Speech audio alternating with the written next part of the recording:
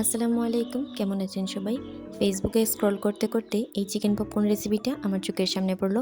অনেক দিন থেকে আমি ভাবছিলাম চিকেন পপকর্ন তৈরি করব, কিন্তু পারফেক্টলি তৈরি করতে পারবো কি না সেটাই ভাবছিলাম। এই রেসিপিটি দেখার পর আমার মনে হলো যে পারফেক্টলি তৈরি করতে পারবো। তাহলে চলুন আজকে দেখা যাক কতটা পারফেক্টলি আমি চিকেন পপকর্ন তৈরি করতে পারি। চিকেন পপকর্নটা তৈরি করার জন্য আমি প্রথমে মুরগির বুকের মাংস নিয়েছি ১ পিস। এই ১ পিস বুকের মাংসকে আমি ছোট ছোট টুকরো করে কেটে নিয়েছি। তারপরে এর মধ্যে দিয়ে দিব আমি 1/2 চা চামচ গোলমরিচের গুঁড়া, 1/2 চা চামচ লবণ, 1 চা চামচ লাল মরিচের গুঁড়া, 1/2 চামচ রসুন বাটা, 1/2 চামচ থেকেও কম আদা বাটা। আর তারপর আমি এটাকে একটু টেস্টি করার জন্য এর মধ্যে দিয়ে দিব স্বাদ মিশালি 1 চা চামচ আর টমেটো সস 1 চা চামচ দিয়ে সবগুলো উপকরণ মাংসের মধ্যে খুব ভালোভাবে মেখে নিব। আর এখন আমি এটাকে ফ্রিজে রেখে দিব আধা ঘন্টার জন্য। আর অন্যদিকে একটা বাটিতে আমরা নিয়ে নিব 1.5 কাপ পরিমাণ ময়দা। আর 1.5 কাপ পরিমাণ ময়দার সাথে আমরা দিয়ে দিব 2 চা চামচ পরিমাণ কর্নফ্লাওয়ার। কর্নফ্লাওয়ারটা অবশ্যই দেওয়ার চেষ্টা করবেন, এতে চিকেন পপকর্নটা অনেক সময় ধরে ক্রিস্পি থাকে। তারপর আমরা এর মধ্যে দিয়ে দিব 1/2 চা চামচ লাল মরিচের গুঁড়া, 1/2 চা চামচ গোলমরিচের গুঁড়া আর 1/2 চা চামচ লবণ। সবগুলো উপকরণ দিয়ে দেওয়া হয়ে গেলে এখন আমরা খুব ভালোভাবে এগুলোকে মিক্স করে নিব।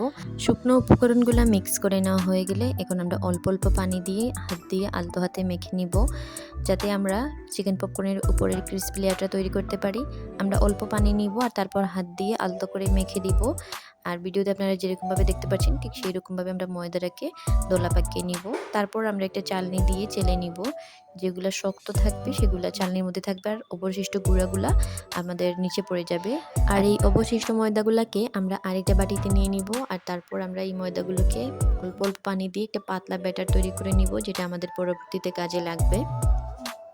আর এই তো আমাদের সবগুলো কাজ শেষ। এখন আমরা ফ্রিজ থেকে ম্যারিনেট করা চিকেনটা বের করে নিব। তারপর একটা একটা চিকেনের পিস নিয়ে প্রথমে আমরা এই পাতলা ব্যাটারটাতে ডুবিয়ে নিব। তারপর আমরা দলা পাকানো সেই ময়দাগুলোতে চিকেনটা খুব ভালো করে এপিট ওপিট খুব ভালো করে আমরা ময়দাটা লাগিয়ে নিব। আর এই একই নিয়মে আমরা সবগুলো চিকেনের পিস তৈরি করে নিব। তারপর আমরা তেলটাকে গরম করে নিব আর মিডিয়াম হিটে আমরা সবগুলো চিকেন খুব ভালো করে ভেজে নিব।